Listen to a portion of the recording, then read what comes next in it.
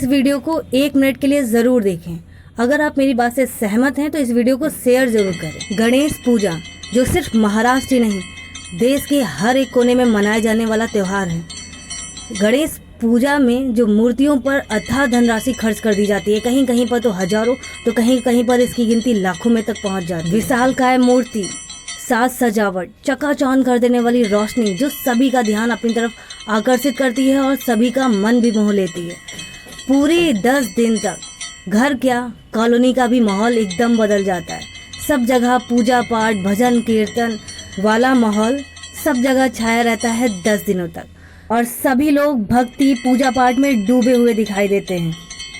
आप सब लोग जानते हैं कि हमारे देश में गरीबों की जनसंख्या सबसे ज़्यादा है।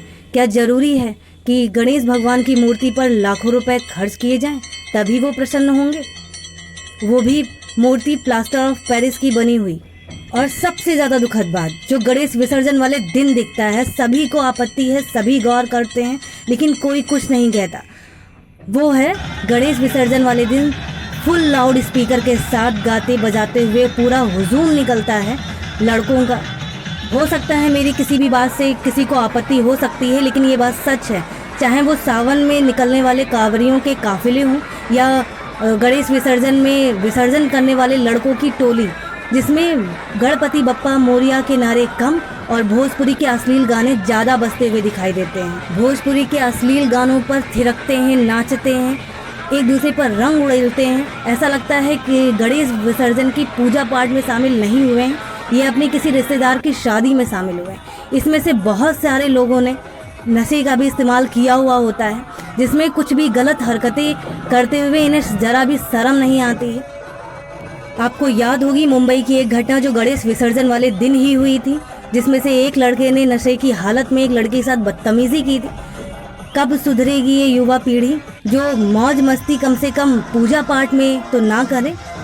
जो पूजा पाठ बहुत ही सादगी और शालीनता के साथ मनानी चाहिए थी, उसमें कुछ मानसिक विकृति के लोग भीड़ भाड़ का फायदा उठाते हैं, जिसमें लड़कियों के साथ छेड़छाड़ आम बात हो चुकी है। ये वो लोग हैं जिन्हें भक्ति से कोई लेना देना नहीं होता है, पूजा पाठ से कोई मतलब वास्ता नहीं होता है, इन्हें सिर्फ मौज करनी होती है। ये किसी न किसी तरीके से भक्ति में भी मस्ती ढूंढ ही लेते हैं। लेकिन आज के टाइम पर भी कुछ संगठन ऐसे हैं जो शांतिपूर्ण ढंग से गणेश विसर्जन को संभव बनाते हैं। वाकई में ऐसे लोगों को सैल्यूट। ये गणेश भगवान की पूजा बहुतों के लिए अपने आप को पवित्र करने का, अपने आप को शुद्ध करने का और गणेश भगवान को अपने घर में आवाहन देने का समय होता है, लेकिन बहुतों के लिए ये सिर्फ एक बिजनेस का जरिया है। 10 दिनों तक जो पूजा पाठ में धनराशि चढ़ाई जाती है, भक्तों के द्वारा पूजा पाठ में दान दिया जाता है, वो धनराशि कहीं कहीं पर हजारों में तो कहीं कहीं पर लाखों में पहुंच जाती है। और इस धनराशि का उपयोग राजनीतिक पार्टियों को चंदे देने में या पार्टियां करने पर या नशाखोरी में इस्तेमाल किया जाता है। कड़वा है लेकिन सच है।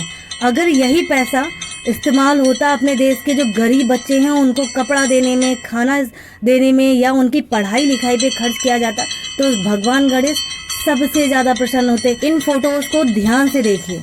ये फोटोज़ पुराने हैं, मुंबई के हैं, जो गणेश विसर्जन के बाद आमतौर पर किनारे टूटे फूटे पड़े हुए आप लोग आसानी से देख सकते हैं। जिन मूर्तियों को बनाने से लेकर के खरीदने तक हजारों से लेकर के लाखों रुपए तक इन मूर्तियों में लगा दिए जाते हैं। 10 दिनों तक जिनको बड़ी ही भक्ति भाव ढंग से पूजा अर्चना की जाती, तो विसर्जित करने के साथ ही साथ हम लोग विसर्जित करते हैं हजारों टन का केमिकल जो मूर्तियों को बनाने में इस्तेमाल किया जाता है, वो सब पानी में जाके जहर बन जाता है। इसीलिए हर साल समुद्री जीवों के मरने की संख्या में इजाफा हो जाता है गणेश विसर्जन के बाद से ही। ये कैसी भक्ति और कैसा विसर्जन! ये भक्ति, ये पूजा पाठ महज एक अब दिखावा और आडंबर का ही रूप बनते जा रहे हैं। माफ़ करिएगा अगर किसी की धार्मिक भावना को ठेस पहुंची हो, लेकिन ये सच है और सच्चाई दिखाना और बताना जरूरी है। अगर आप मेरी बात से सहमत हैं तो इस वीडियो को शेयर कर